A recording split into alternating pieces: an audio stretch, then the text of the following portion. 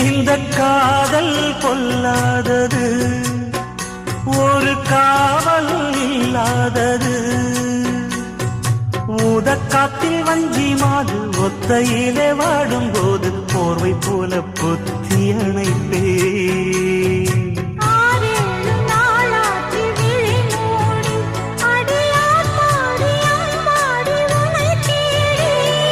நீதானே மானே என் இளஞ்சோடி, உனை நீங்காது என்று